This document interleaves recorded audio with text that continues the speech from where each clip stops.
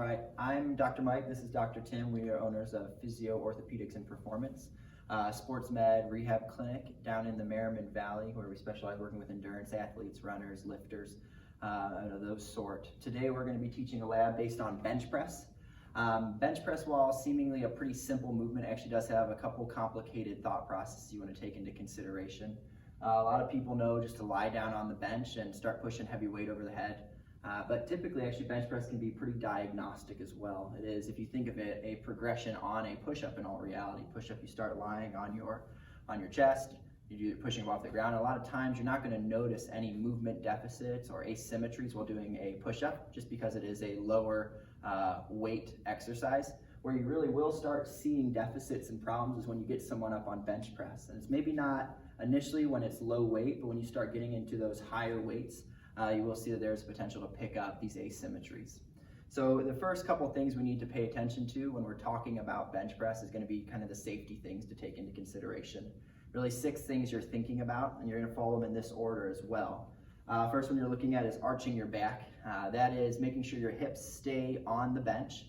The ribs will actually be lifted off, and you'll kind of have the scapulas up against the bench as well. So you kind of create this little bit arch. You got to make sure it's not a over exaggeration of an arch, because too far into a lordotic curve can be harmful as well. But you are trying to make that curve to start locking things down. Retracting the shoulders, which is the idea of pinching those shoulder blades together and pulling them down to lock out the upper extremities. Creating torque off the bar, which we'll talk about the idea of breaking the bar or creating enough resistance right before the bar lifts off the bench. Screwing the feet into the ground, which is a lockout position for the lower extremities, pretty similar when we talk about the squat here down the road as well. But it's the idea of externally rotating at the hips to create that stability there as well. There's a breathing sequence where you take a deep breath in just to lock yourself out, and then getting that belly tight as well. So those are kind of those 6 safety precautions you're going to take into consideration when looking at bench. So there are going to be 4 variables that you'll take into consideration when you're doing your setup for bench press. 4 variables meaning there's differences, so not every person is going to be exactly the same. Bench press is not a one-size-fits-all individual. The first thing we're going to actually talk about is the rack height. So Dr. Tim, if you want to lie back and set yourself up. When we're looking at rack height, and this is not an ideal situation because this bar does not go up or down. In your rec center or wherever else you might be lifting, you'll notice that you can set pins to adjust the height of the rack.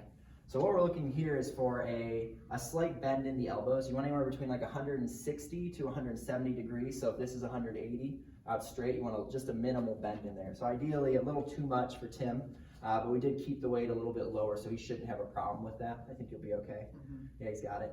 The reason we're setting up a slight bend in the elbow is because when it comes time to unrack the weight, you want to be able to maintain the brace that we will discuss a little bit later on here in the process. So just to kind of talk through it, Dr. Tim is going to lock his shoulder blades in. That's going to be the brace. And what he should be able to do is extend the bar off of the rack, and then without losing his brace and his elbows. So that extension's coming from the shoulders and from the elbows. Regarding the setup, and you can kind of take this into consideration with rack height as well, is where the position of the bar is. For here, we're a little bit short on how far the back extends out, but ideally when you're laying on the table, you should see that the bar is bisecting right into the clavicle. So it should be cutting off right at that clavicle is where the bar should start. From here, you can also see we'll start talking about grip. What you're trying to do is you want to set your grip up just a little bit outside of the shoulder. So a lot of people, you'll see that's actually closer in than what most people like to do. They like to have this wide grip. But by keeping the grip a little bit narrow, it allows us to stabilize at that glenohumeral joint, but also doesn't take it too narrow where we cause some sort of functional impingement, which can lead to an anterior shoulder pain, or we don't cause the ability of the shoulder to fall out of its brace, that external rotation, when we come out of the bar. Further discussing grip, the other thing you want to take into consideration is where the bar is in placement to your palm, to your wrist, to your elbow. You want to create almost a stacked thought process where the idea of the bar sits on the palm of the hand, which rests on the wrist, which rests on the elbow. And what that's going to do is take away from shear force occurring. If you think, a lot of people want to hold the bar back here and they'll put a lot of bend on the wrist, which is creating a lot of extra shear force and discomfort, either collapsing on that back portion of the wrist or putting an overstretch on the front portion of the wrist. So when you stack the bar, you do want it to be directly under on the pads so that it stacks well from that standpoint. Next thing we're going to look at is the stance. We see that while we are lying, there is actually a lot of importance regarding appropriate stance when performing bench press. Think of it in the lines of poorly organized hips will cause a disorganized bench press as well. So we do use this stance position to lock down the area. What we're doing with the stance position is creating a rigid trunk. By creating that rigid trunk, we can then generate force to bring the bar off of the rack. So think of it, it's pretty similar to what a squat stance would look like. Obviously, we're just having them lie down at this point. But the big thing you want to see with Tim is, one, his shins are going to be vertical. Some people you'll see kick themselves out. You don't want to be out too far. Some people will bring themselves all the way in and actually go up on their toes as well. Not appropriate. You want to have your shins vertical so they're running into the ground just like that. If you were to look from an over top view, you'd want to see that the knees were pushing out. That's going to generate external rotation, which is going to further lock down those hips.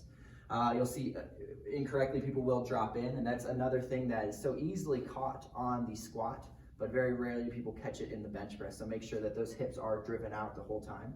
And then just to further talk about those feet, you're going to make sure you're distributing weight through the entirety of your foot. And there should be as much pressure in the forefoot as there is in the midfoot, that is in the back foot.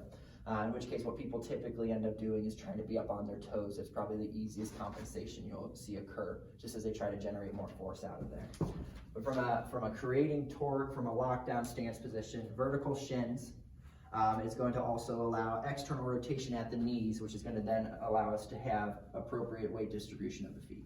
So after we've talked through the stance portion, which is basically from the foot all the way up to the hip, we will talk about the braced extension portion, which is from the hip all the way up to the upper extremities. Just to kind of break that component down, the first thing you're going to do is once you have this brace, and we'll go back and cover that a little bit, the first thing you're going to do is after you've driven the knees out into external rotation, you'll have a glute squeeze occur. The glute squeeze is going to lock into extension, a little bit different than external rotation. Glute med and glute min are going to push those knees out. Glute max is going to start creating that natural lumbar curve. So once he locks out glutes, you'll see the lumbar curve occur. If you lift your shirt up, you'll see there's kind of a lift right there as well. Once that lumbar curve has come on, you'll lock down the area with the abs. Making sure you don't over contract, which would actually bring the rib cage back down to the table and thus lose the entire brace, but locking that down so it's not lifting up or dropping down your back one way or the other. Once you've locked down there, you'll move up into the shoulders. So you're going to pinch those shoulder blades together and you're going to pull them down, which is going to generate a lockdown at the glenohumeral joint. The other way you can kind of describe that to a person is this idea of gripping and ripping the bar or breaking the bar, which will create this torque, which actually is going to lock down from GH all the way up into the hands as well. Once you're in that position, that'll be that total lockdown. So if you think from start to finish, we're going to start down here at Tim's foot. He has an even distribution of the weight across his feet. His shins are going to be vertical. From there, he's going to lock out his knees. That's external rotation of the glute med and the glute min.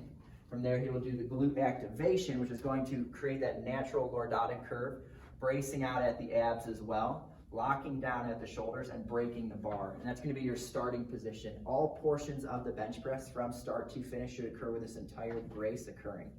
If at any point in time parts of this brace break, then you kind of lost your entire stabilization point, in which case it would make more sense to start over with the entire bracing sequence. The bracing sequence is definitely the hardest part of any lift. Otherwise, without doing that, you're not doing any better than the person who shows up at the gym who doesn't know what they're lifting. So the bracing sequence is really what's going to separate a professional, whether it be a personal trainer, a physical therapist, or an occupational therapist, from someone who shows up without the education of what it looks like to lift appropriately. A lot of us can show up at the gym and work out, but to make sure that your clients or the patients you're working with are safe, the bracing component is going to be key. All right, so at this portion, we've talked through the bracing sequence. Tim has that completely set up. He's ready to lift. What we're going to talk through now will be the actual lift off, the lower, and then the press component. So the lift off is when the bar is going to come off of the rack and it's going to be positioned to be ready to perform the lift. The big things you're thinking about is when you bring it out of the rack, you want to make sure it comes over top of your shoulders. You want the bar resting in the center of your palms, making sure that you have this equal distribution of weight coming down, no torquing motion right there. So that's your lift off at this point. Then we'll do the lowering portion, which is making sure his shoulder blades stay pinched in together, keeping that brace. He's going to drop the weight to his chest. The two areas he really wants to feel working will be the tricep and will be the chest as well. So once he drops down, he's going to hold that position just for a second to drop down into that extended position.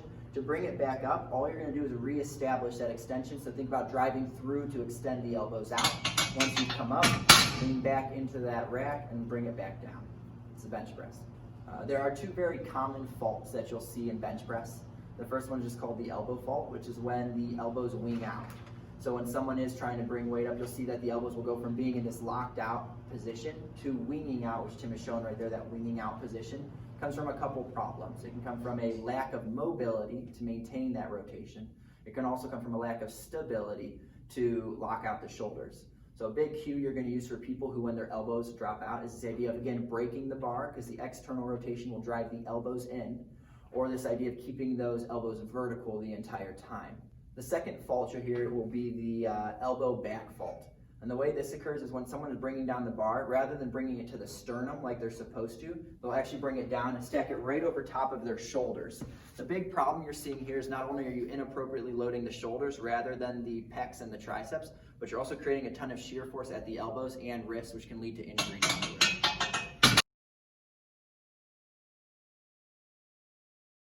When we're talking about mobility exercises that are appropriate for someone who's trying to be able to complete bench press, there's really two key areas that we see lock up. That'd be the thoracic spine and then the anterior portion of the chest, being the pec major, pec minor. So if we're talking about T-spine tension, one of the good mobility techniques we can use involves using a foam roller or maybe using a medicine ball like we have. But what you're going to do is position yourself lying on top of the ball, right on the thoracic spine. Don't be down too low. Mobilizing at the lumbar spine is not going to be any benefit here, and is actually not effective. They're helpful and actually can be harmful. What you're going to do is you're going to find that tight spot in the thoracic spine. You're going to bring the arms over the head or across the shoulders, and all you're going to do is extend backwards. So this isn't foam rolling where you're sliding back and forth, but rather you're doing a repeated extension backwards with that ball pressing into the joint. So that'll be the first mobility technique we're talking about. 5 to 10 reps repeated 2 to 3 times just to help mobilize that area. The next spot we'll talk about is when we're doing mobilization in the anterior portion of the chest. The pec stretch is the one that most people know. Typical 3 sets of 20 seconds is going to want to open up that pec. You can kind of go in 3 ways. When you're looking to a pec stretch, though, you want to find an area that's not impinging, so you can test all 3 of these. The first one would actually be bringing those arms up pretty high so that you're feeling a stretch come through right in that pec area. If you have a pinch there, you can see people drop down a little bit into normal level, a neutral plane, and pull through there. And very last, but least commonly used, would be dropping it low and having a lower pec stretch. What you'll notice, and I think Tim will agree with, is that each of those actually does stretch the pec in different portions, whether it be that high sternal part or in the middle of the clavicular or in that lowest portion. Next thing we'll discuss are accessory movements. They're movements you can do in addition to that bench press, things that are going to be, or exercises that are going to be focused on strengthening the other muscles that are working during the bench press. First, we'll talk about what we'd use for the tricep, which is going to be a kickback. Tim's going to take a kneeling position with the elbow bent, weight in his hand. He's going to kick it backwards. What that's doing is causing the elbow to extend, the tricep to be working, to kick it back, but also just as important is when it's returning forward. Typical dosage, 3 sets of 10 is perfect. You'll see that the photo has it a little bit different. All you're trying to do with this one is maintain that position of kicking the elbow backwards, which is true elbow extension. Next, we'll talk a little bit, a tricep exercise we can do. The photo will show a person doing a dip while they're leaning forward. We can also do the dip while we're positioned in front of us as well. So you're going to take this almost sitting position off the table, and you're just going to lower yourself down. When in this position, the dip is going to be specific to just the tricep. By leaning forward and having to lock out at the pec as well, in the photo on the handout, you'll see that there actually is chest involvement as well. The last thing we'll talk about will be the bench press, rack press. And the way that is going to work is it's similar to setting up a normal bench press, but you're going to use a pin, which is going to create a lockout of they can't drop the bar any lower. The best thing that that's going to allow to do is it's going to let someone train in a weaker range. By training in this range that's weaker and working in a smaller range, it's going to allow them to focus and strengthen where their sticking point is, basically the weakest point of their bench press, or where they're getting caught when they're trying to lower the bench down. Cool. Yeah. Done, right? Done.